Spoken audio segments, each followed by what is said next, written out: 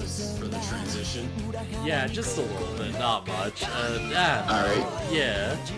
Did you know that Bugs Bunny can shoot his projectiles through his tunnels? Wait, what? Yeah. Wait, like the pot. Wait, which ones? How? Excuse me? If you do the tunnel and then drop a safe on top of it, the safe will go through the tunnel. Oh my god, that's amazing. Holy crap, this changes everything. Same for the rocket if it's coming back down. Oh geez, this character suddenly got a lot more complex. Yeah, okay, that makes sense. Okay, so Digimon. Yeah, Digimon. A series with no references to Bugs Bunny, what the ever. What the ever. Hey, you needed random conversation. There you go. I just wanted to bring up a tidbit that I discovered. Is Multiverse pretty good? Bugs looks pretty fun.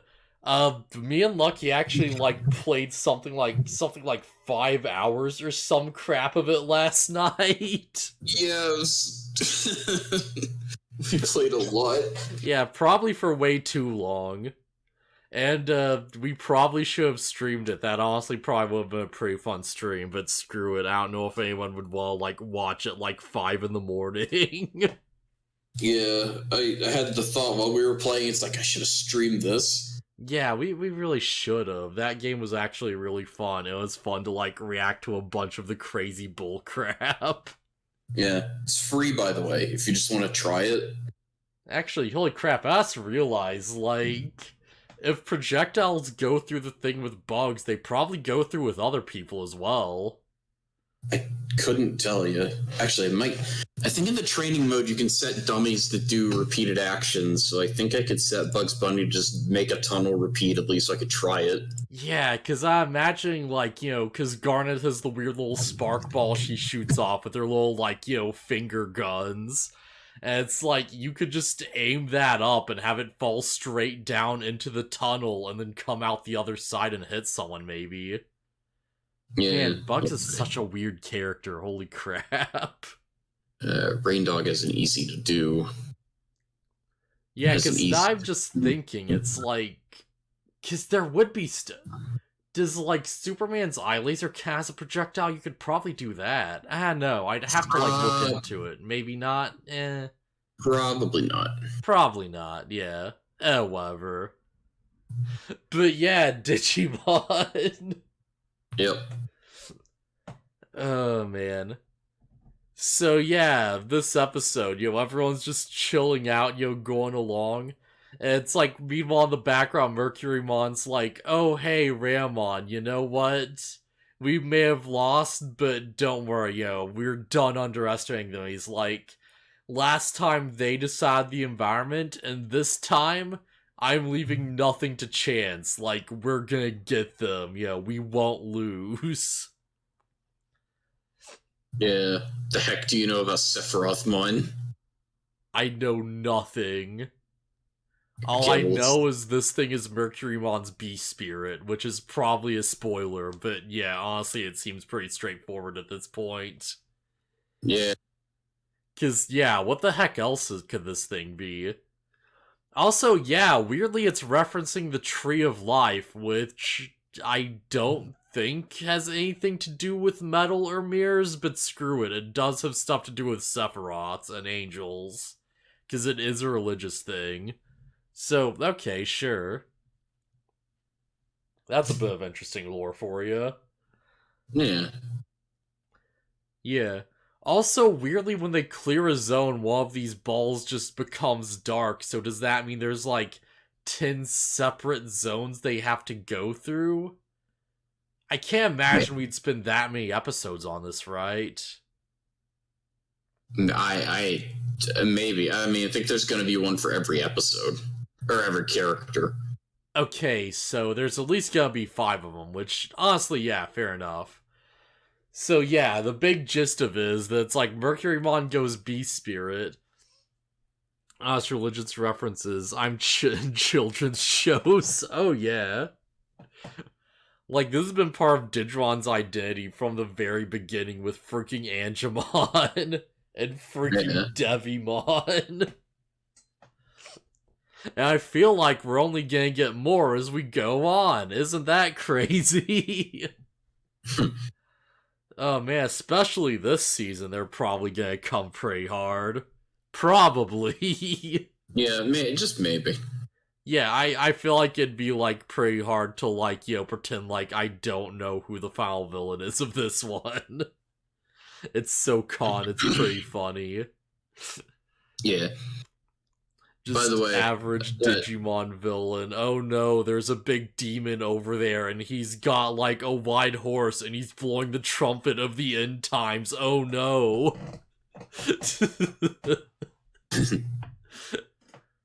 By the way, your ally can't shoot projectiles through Bugs' tunnel.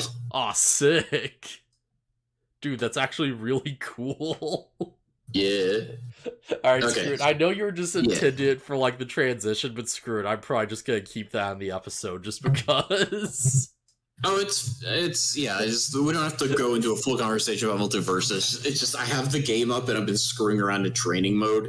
Oh, yeah. So I'm just testing things. But yeah. Yeah, that's fair. Man, because I'm just thinking, it's like, what could you shove in the tunnel? Man. Also, I should probably, like, mention before it, like, slips my mind. Yeah, it turns out Mercurymon actually does just straight up have the power to teleport things. Yeah, he teleports himself.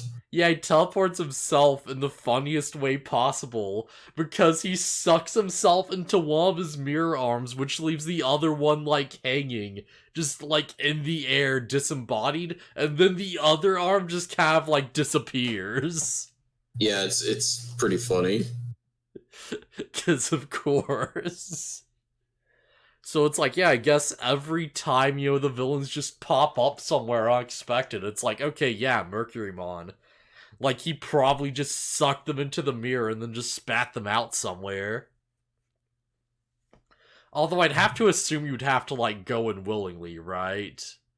Like, I can't imagine he'd be able to just, like, like, hold the mirror up and then, like, like, gravitational force someone into it. I have to imagine you'd have to, like, literally, like, touch it. Yeah, but I think that you could force somebody into it if you wanted, but you would have to make direct contact.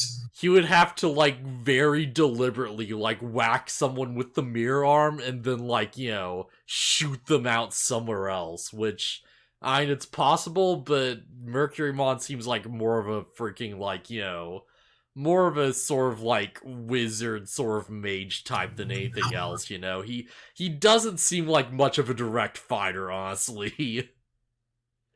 He seems more of, like, the tricky sort of, like, behind-the-scenes, scheming, like, weirdo type of character who'd be, like, really bad at a fist fight, but, they can do a bunch of, like, crazy utility stuff, Yeah, Mercurymon is counters.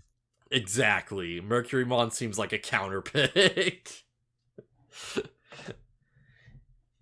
Like, he's the type that reflects projectiles, and he's probably really good on defense, but I can't imagine him really, like, throwing a punch and keeping up with Agunimon in, like, a fist fight.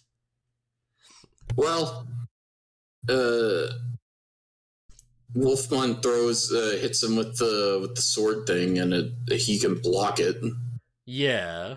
But I can't imagine he'd be able to, like, really keep that up, right? Like, can't imagine he'd be able to really, like, outspeed them and stuff like that. I don't know. Because I don't know all that much about Mercurymon. Yeah, I guess that's fair. So yeah, Mercurymon's just like, alright, I'm done with this, I'm just going to use my beast spirit, suck everyone into my inner world, which is apparently what my beast spirit does, I guess. And then I'll be able to separate them into a bunch of character-specific areas, where I can, like, exploit their fears and prey on their weaknesses to knock them out individually with various means. And while I'm doing this, I'll apparently just be floating out in the open in front of, like, everyone, laughing like a freaking madman. Yeah, it brought up the thought in my head. It's like, okay, as soon as something bad starts happening, evolve. Right now. Yeah. Do it right now. You gotta conserve energy though, right? As soon as something weird starts happening, evolve. There's no reason not to. Yeah. As to be fair, like, as soon as they're sucked in, they do evolve pretty quickly as soon as, like, a threat appears, you know? Yeah, but still, I think they need to do it the moment something weird starts happening. Yeah. Just the moment we're sucked inside Mercurymon, yeah, no, evolve. Just, like, find a way out. Try to fight your way out of there. Yeah, that's the thing. Like, I don't know if, like, evolution probably would have, like, stopped them from getting pushed into different, like, areas and stuff, maybe, but I'm not sure. Maybe. Maybe. I'd assume so. Cause, yeah, they, like, get sucked in, and they just forms a bunch of eye portals that send them all to unique areas where they have to... Well, first it, like, just kidnaps Junpei, I want to be clear. First, this is just Junpei's episode, and then it just, like, tricks everyone to falling into different portals, and it separates the cast. Yeah, speaking of, this is, like, a surprisingly good Junpei episode. Yeah.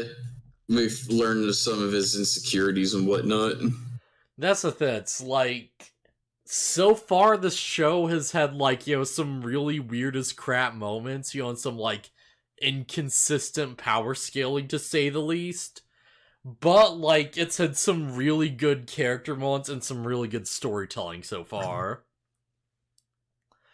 Because, yeah, earlier on, they're just walking along and, like, Taki is just like, no, wait, yeah, Junpei's just like, alright, I guess, I'll lead for a bit then. And, Tomoki's like, oh, can I be the leader next then? And they're like, oh, man, maybe once you're a bit less spoiled, Tomoki. And he's like, oh, but Junpei's spoiled too. Yeah, he loves eating chocolate. Yeah, it's his favorite thing. Like, I guess. Although I guess we haven't seen him eat that much chocolate, realistically. Yeah, he's only used it a few times. Yeah. Like, based on this episode, it seems like the reason he carries around so much chocolate might unironically be for other people. Yeah. Just straight up. Because, yeah, we learned that it's like, friggin' Volcamon shows up and just starts, like, fighting him. And the entire time, Volcamon's just like, oh, you don't have it. Oh my god, I just realized something. This is a mirror world where freaking Mercurymon can seemingly just create whatever he wants. This might not even be a real Volcamon. This might not even be an actual ultimate. Nah. Because he absorbs its data. It's gotta be real. Maybe? Yeah, sure, yeah. Because he defeats a shadow and there's no scene of him absorbing its data. If it was fake, I imagine it would have been the same deal. Yeah, no, you're right.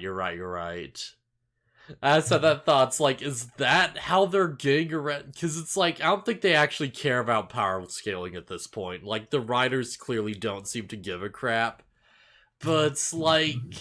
For Maz, like, wait, is this actually really clever secretly? It's like the reason we're finding all these really high-powered Digimon is just because, like, Mercurymon's, like, making them. And because Mercurymon's, like, a super strong beast spirit, that's why they're actually kind of struggling.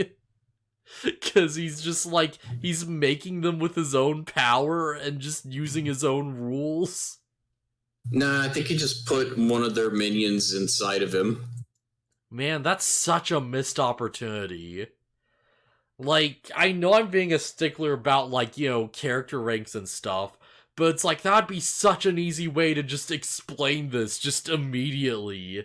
It would be so easy. Ah, man, oh well. Like, just and stuff, like, kind of absorb the data, just to Volcamon just, like, fade away into, like, a shadow or something, and be like, oh, I guess he wasn't real. I guess it doesn't matter. But it's a show for kids who wouldn't care. Yeah, and kids are stupid, so we just shouldn't try for them. Kids are dumb, who gives a crap? I mean, it's not something I cared about as a kid. Oh, man. So, yeah. Effing, like, yeah, Junpei finds Volcamon, and the entire time Volcamon is very specifically like, oh yeah, but you don't have any friends. Ah, you're a loner. Everyone just uses you. You friendless loser. I have no idea how Volcamon knows so much about Junpei, but Yeah, because it's like, this makes way more sense if he was like, yo, one of like Mercurymon's like illusions or something. Because at least I'd be like, okay, maybe Mercurymon can just like read their past or something is like one of its powers. And like, because they're inside of them, it just like knows their backstories, and that's why it's like, this Volcamon specifically is like using that against them. But this implies that, like, Volcamon had to have known about this beforehand specifically. Like, this specific Volcamon. And he just happens to go for it. yeah, I can't explain that away, but like he absorbed its data like it's a normal Digimon, so I have to assume it's a normal Digimon. Yeah, kids deserve good stuff. Digimon's pretty good stuff most of the time. Oh yeah, just straight up most of the time. I feel like if there's any big takeaway from this podcast, it's that Digimon is really good most of the time. And then sometimes it gets really weird or stupid or crazy. But those moments are kind of also weirdly endearing in their own way sometimes. Yeah. Yeah, Volgron just straight up like takes a mic and just starts cutting a promo and being like, hey, you don't have any friends, you loser. And let me explain why, because in the past, think back, everyone was just using you for chocolate, and you just do all this stuff to impress people, but they didn't really care. No one cares about you, you friggin' idiot. Yeah, pretty much. Just constantly like, oh yeah, whatever. Like you don't have friends, not real friends at least. Man, I feel like it's kind of showing that I only watched these 2 episodes, like, just earlier today. Because now I'm thinking back, and it's like, wait a second. Is this, like... Because, like, way back, you remember the whole, like, Digimon Elementary School episode that was kind of filler? Mm-hmm. Where it's like, like, the freaking Suamon's trying to impress his classmates, and Junpei's like, oh yeah, here, give him some chocolate. Yeah, just give him food and they'll like you. Yeah. And it's like, oh, this is totally because it worked for him. That explains that so much. To some degree. It got Junpei a little bit of attention sometimes. Yeah. Like, he kind of, like, probably knew it wasn't, like, gonna get any real friends, but he's like, oh yeah, but this'll, like, get them to pay attention to you, right? Just give them things, and hey, who knows? And everyone else is like, what the crap is wrong with you? Yeah, holy crap, that makes so much more sense now. That's actually really good. That's a really good setup to this whole episode, jeez. Oh man, if only they could be that consistent with the power scaling. But yeah, Junpei just beats Volcamon in his like human spirit form. Does he have to transform? He just does it. And it's like, okay, yeah. That's one down. Now how do I gab here? And then suddenly his shadow starts taunting him because of Mercurymon bullcrap. It's like, yeah, basically explains all the stuff we've said so far. It's like, oh yeah, remember that time when you gave everyone candy and did all those magic tricks? And then afterwards, you had to like go home in the rain because they wouldn't like share an umbrella with you because they kind of hate you, like, in their hearts or whatever. It's like, not hate exactly. It's like, they don't care about you, basically. To be fair, instead of Junpei being like, hey, could you share your umbrella with me? He was like, hey, want some chocolate? And the kid is like, bye. Yeah. It's like, I don't know, maybe you should have told him what you wanted. Yeah, I don't know. They didn't even seem to be like that considerate. They were just like, alright, later, I'm going. You know? Yeah. Or not even like, hey, are you gonna be okay with this? There's like, nope, I'm off. But yeah, I get the point, yeah. It did kind of also get how this ended up making Junpei away is. Feels like he has to be that big guy that gives you stuff, or that can be funny sometimes. Feels he has to fill that role because he doesn't believe he can be anything else. Yeah, honestly, that makes a lot of sense. Cause it's like, with this in mind, you just look back and it's like, okay, well, like, Junpei's used to people not really caring about him. So, alright, now he's, like, stuck with a group of random people that he hasn't, like, built up that goodwill with. And he's like, okay, well, they're not gonna like me anyways, so why should I care? And it makes sense why he's so, like, standoffish and, like, mean at first, right? 'Cause, like, yeah, why would he expect them to like him for who he is when, like, no one else really seems to? Yeah. You know, only for the stuff he gives them. Yeah. No, this is good character stuff, honestly. This is good character writing. But yeah, Junpei beats Volcamon, and the Shao starts taunting him. And we get to the really cool part of the episode, where the Shao's like, okay, but you can't argue with me, because I'm you. And then Junpei looks him in the eye and says, no, you're not me. And then everyone says, no, don't tell him that. And then the shadow turns into an evil persona. Yeah, and the boss fight starts. Yeah, we just hear reach out to the truth. No, it's I'll face myself. Yeah, that's the one, yeah. Also, sub Triceramon, yeah. We're just making Persona 4 references over here.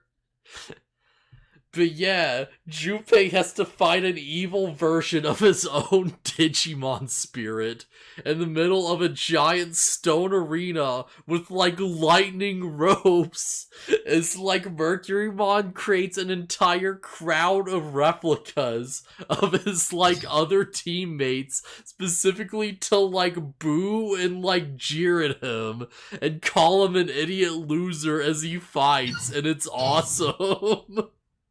This is so dumb and I love it. This is so over the top. Yeah, it's really stupid because it's like, okay, they're obviously fake. Oh yeah. Like, if Mercurymon wanted to be realistic, he could just like create 4 of them and that'd be good enough, but he's like, no, let me go the extra mile to make sure he gets the memo. It's like this, remember Mega Man Legends 2 when Tron makes like a voice changer so she sounds like Roll? Yeah. And she's like telling all these bad things to Mega Man as Roll. And it's like, hey, how she like sold all your weapon parts for like, upgrades to the ship? I bet she kept all that money for herself, You really think upgrades cost that much? I bet she's skipping off the top. Yeah, and like she does the Roll voice like, oh no, how'd you find out? Oh my.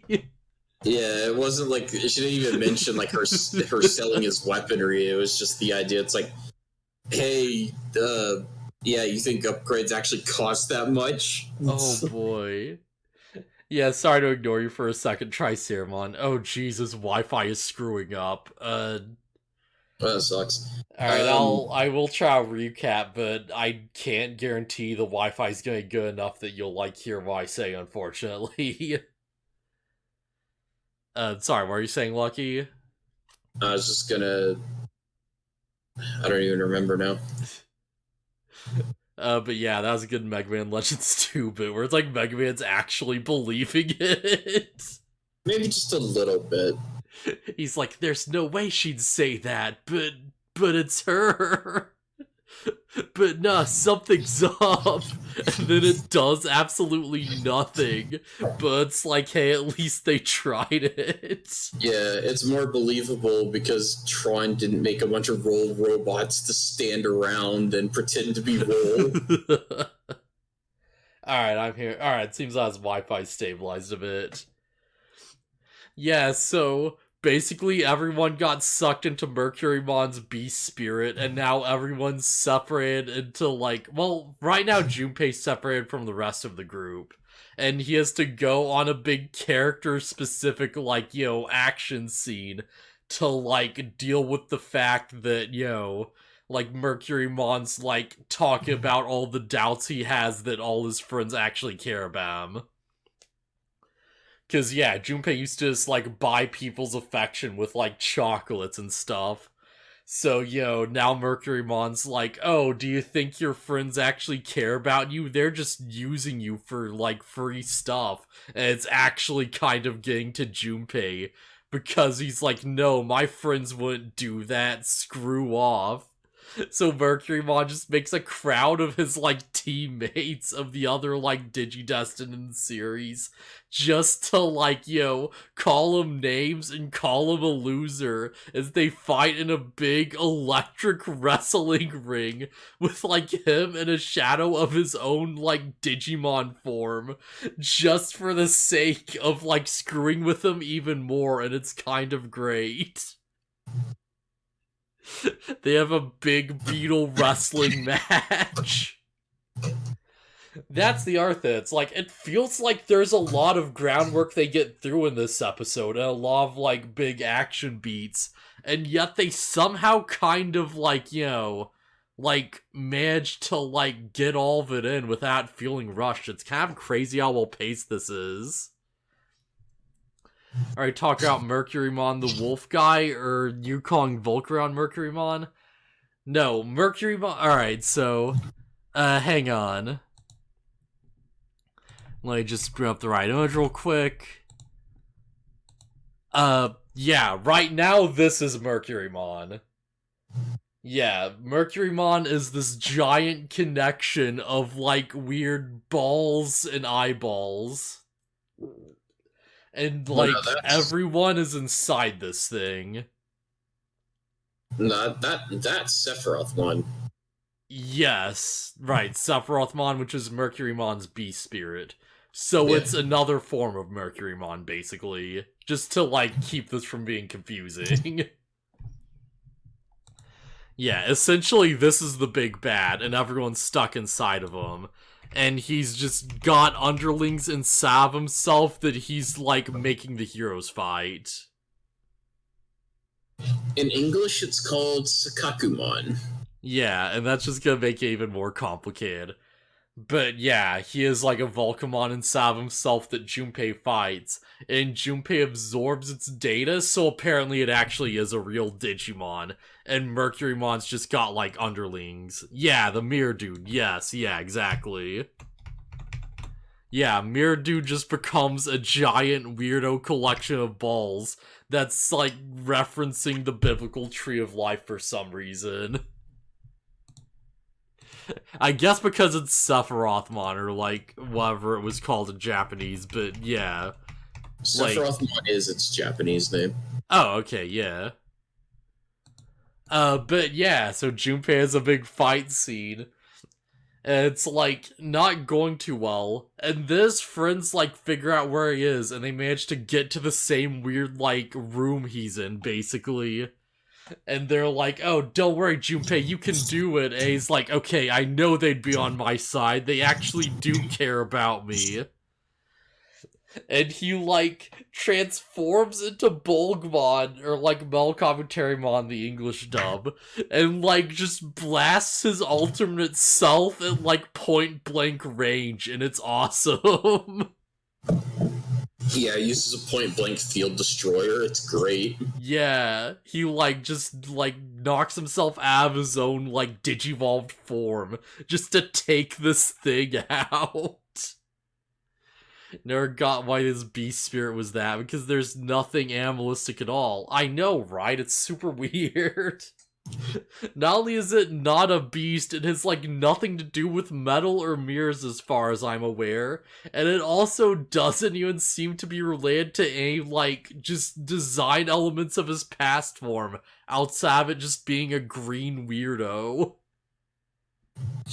It's super odd. It's super weird. I guess a beast spirit is just something that's not human. Yeah, I guess so. I guess any inanimate object that isn't humanoid is just considered a beast by default. To be fair, these are digital monsters, so, like, anything that's not specifically human would be a monster. Japanese people be like, it's cool, so let it fly. Yeah. It's like, you look at everyone else's, and it's like, I guess you could make the argument. Maybe Bulgmon slash Melkabuterimon is not really a beast either because it's a tank. But at least that's kind of like, you know, like, kind of monster-y, you know? Fun fact, Sephirothmon is not a beast type, it's a mutant type. Oh, so it's not even a beast. Nope. It's neither a beast nor... Well, I guess it is a spirit. It's just a spirit. Oh, man. Just reminds me, it's like, have you ever seen the Your Movie Sucks review of Space Jam 2? No. Where it's like, Am goes on a big tirade about how they don't actually go to space and how the soundtrack sucks compared to the original. And he's like, you made Space Jam 2 and it has neither space nor jam. It's an insectoid tank, yeah. Yeah, it's like a weird beetle tank. I mean, they don't go to space in the first one either. Yeah, but at least the aliens come from space. Yeah, space comes to them, but yeah. Yeah. As the first one has no real space, but does have jam. And you know what? At least they got half of it right. I don't care what anyone says, the soundtrack of original Space Jam is, like, still hot. It's still so hot. Yeah. Because they just got a bunch of really, like, just good freaking, like, pop songs of the day to just throw in there. Oh, man. And so, yeah, really good episode. Is there anything else we really want to say about this? Lot of moments of Sephirothmon touching Izumi's butt. Yeah, that was weird. That was super weird. Like, more than once. Which isn't a lot, but it's weird that it happened twice. If I had a nickel for every time an evil Digimon touched a minor, I'd have 2 nickels. Which isn't a lot, but it's weird that it happens so consistently in the same episode. It would be so much more interesting if it was an alternate version of Orochimon, or like multiple Beast Digimon working as a hive mind to reflect the mirror part of it. Yeah, I could see that. You know, it's like, if it was like multiple of like the same like monster, but they were like weirdly connected together and that's what they were going through. I know, there's probably a way they could have like done that and made it look really cool and interesting. Yeah, I believe Fly's still up there despite what the singer might have been doing at the time. Oh yeah. Like, every time you, like, talk about a song being good, I feel like it's, like, something like 60% of the time. That comes with a massive asterisk of, like, I do not, like, you know, fully believe all the things that the singer has said and done are, like, justified. Because holy crap, there's a lot of, like, crazy stuff that goes on in the music industry. Holy crap, there's a lot of celebrities who do really screwed up things. Oh man, but yeah, like, Mercurymon can just form little, like, you know, hands and stuff inside of itself. And it's, like, trying to, like, push everyone into the portals. And somehow accidentally pushes Zoe's butt, or, like, Isumi's butt. And she gets, like, really angry at Takia for some reason. Yeah, I'd Because call she it thinks- Prismdramon. Because she thinks he did it, I guess. But Yeah, it's a very weird place for a gag. yeah, it's dumb because in that situation, why would he have done that? Yeah, Prismdramon. Yeah, I could see it. Yeah, if it was like a dragon or something. Yeah. I don't know, that might be cool. Wait, what are we talking about? Sephirothmon? Yeah, we're talking about like a hypothetical Sephirothmon if it was like actually some type of like monster. Ah. And like each like, you know, connecting line was like a different monster or something, or like a copy of the same monster. Just as like a hypothetical design. Right. Right, yeah. But yeah, big point is that everyone gets separate and everyone's gonna have their big character episodes. And honestly, this series has been really good about handling character stuff so far, so I'm really excited to see what they do with it. Yeah, like, I have to imagine that it's like, alright, prediction time, because I don't know where this is going. I've never seen this arc before, as far as I'm aware, although some childhood memories might come back. I'm curious to see where, like, Koji's goes, because we know there's a whole thing with his brother, and I'm curious to see if we get a bit more clarification with that, or if, like, Duskmon's gonna show up or something. That'd be really interesting, even if it's a fake Duskmon, right? Mm-hmm.